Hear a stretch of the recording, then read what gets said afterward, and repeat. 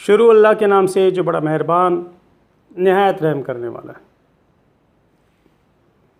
ये निज़ाम कुदरत अल्लाह ताला ने बनाया, अल्लाह ताला इसे चला रहे हैं, अल्लाह के अहकामात पे चल रहा है।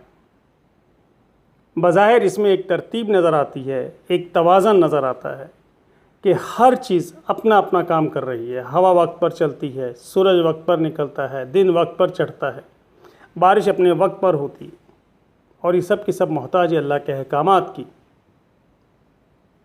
हम और आप इंसान भी इसी तरह से बनाए गए हैं, और हमें भी जो खूबियाँ दी गई हैं उन खूबियों के मुताबिक हम पर ज़िम्मेदारियाँ भी हैं। मर्द और औरत इस दुनिया में पैदा किए गए, तो मर्द को भी खूबियाँ दी गई और औरत को भी खूबियाँ दी गई। इसी वजह से औरत की ज़िम्मेदारियाँ कुछ और हैं और मर्द की ज़िम्मेदारियाँ कुछ और हैं।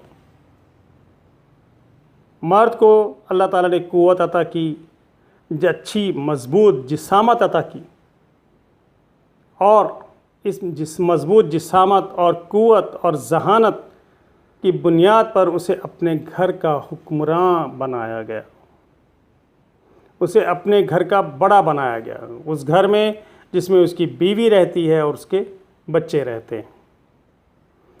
ये बीवी बच्चों के लिए कफ़ालत भी करेगा, ज़रिया माश भी बनाएगा, उनके लिए खाने पीने की सहूलतों के साथ साथ उनकी हिफाजत भी करेगा, उन्हें अच्छा घर भी देगा और उनकी अच्छी तरबियत भी करेगा।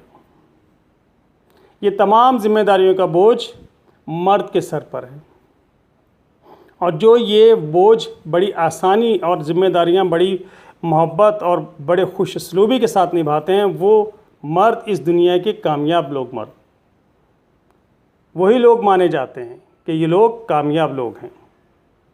बेशक किसी एक दो सेक्टर में वो कमज़ोर होंगे, लेकिन मेहनत के सेक्टर में वो बहुत स्ट्रांग होते हैं। वो किसी, चाहे वो जिस्मानी मेहनत करें, चाहे वो जहनी मेहनत करें, कामयाब वही होता है जो मेहनती होता है। और मेहनत सिखाई जाती है घर से।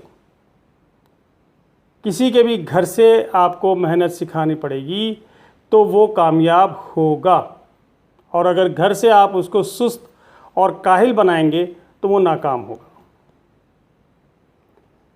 हर बच्चे का दिल चाहता है कि वो काम करे, क्योंकि अल्लाह ताला ने उसके अंदर ये काम करने की सलाहियत रखी है। उसमें ख्वाहिश भी होती है, उसकी सलाहियत भी होती है, उसमें एबिलिटी भी होती है कि वो काम कर सकता है।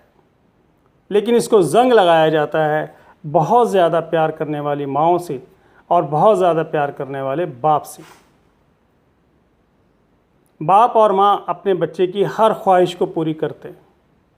कोशिश ये होती है कि अच्छा से अच्छा लिबास पहनाया जाए, अच्छे से अच्छा खाना खिलाया जाए, अच्छे से अच्छी उसको कंफर्ट तर्ज़ रिहाइश अता की जाए।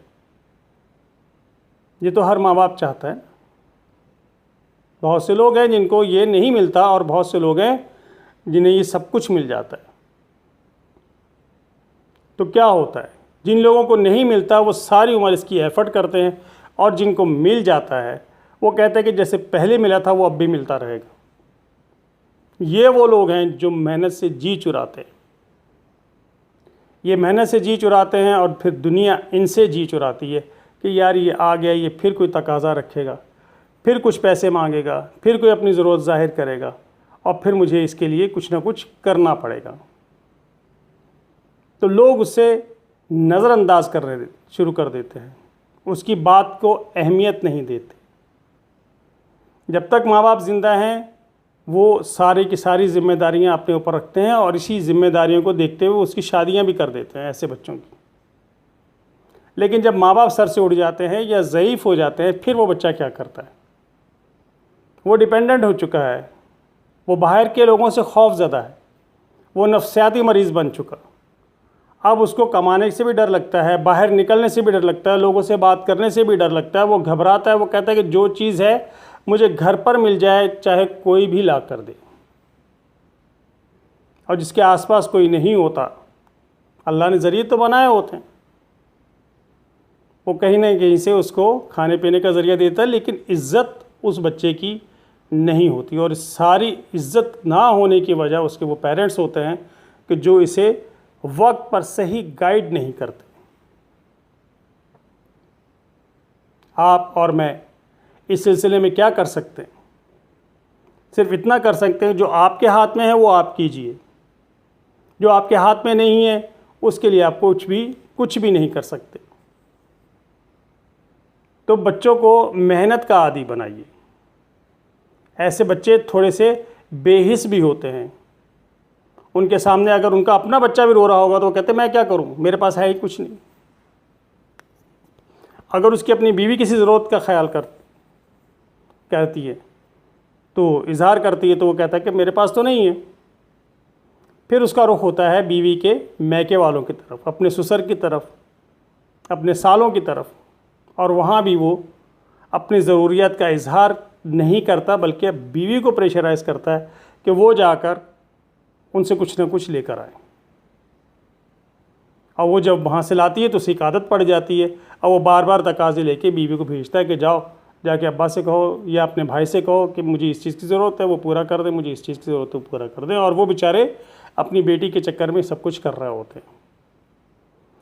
उस मर्द को ज़रा सी भी हया नहीं आती कि मैं किससे मांग रहा हूँ, और ये ज़िम्मेदारी जो मेरी है ये बोझ बन रही है दूसरों के लिए। और इस तमाम काम के ज़िम्मेदार वालिदैन होते हैं जो बच्चे को मेहनत का आदी नहीं बनाते। ऐसे ही मर्द होते हैं जो फिर वो मकाम हासिल नहीं कर सकते जो बीवियों को देना चाहिए। उस मर्द को, जो माशरे को एक मर्द को वो मकाम देना चाहिए, वो उस मकाम से महरूम रहते हैं, गिर जाते हैं लोगों की नज़रों में भी, अपने बच्चों की नज़रों में गिर जाते हैं, अपने रिश्तेदारों की नज़रों में गिर जाते हैं। उनकी बात की कोई अहमियत नहीं होती, उनको कोई सुनने को तैयार नहीं होता। लेकिन उन्हें क्योंकि आदत पड़ी होती है हड हरामी की, तो वो हड हराम रहते हैं, हड हराम बनते हैं, हड हराम जीते हैं और हड हराम ही मर जाते हैं। अपने बच्चों को इस ज़लालत वाली मौत से, इस जलील होने वाली ज़िंदगी से बचाइए। पहले दिन से मेहनत सिखाइए, मेहनत का आदी बनाइए।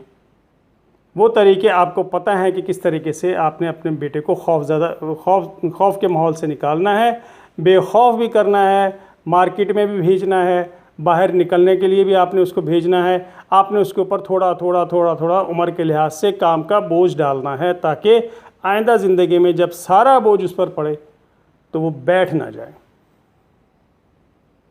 ये मेरी एक मुख्तसर सी दरख्वास्त है माँ बाप से कि अपने बच्चों को लागर ना कीजिए, काहिल ना कीजिए, काम चोर, निकम्मा, हड हराम ना बनाइए। मेहनती बनाइए, बहादुर बनाइए, जफाकश बनाइए, और उसको अहमियत पता हो कि पैसा कैसे कमाया जाता है, ज़िंदगी में कैसे रहा जाता है, लोगों से कैसे बात की जाती, उठा बैठा कैसे जाता।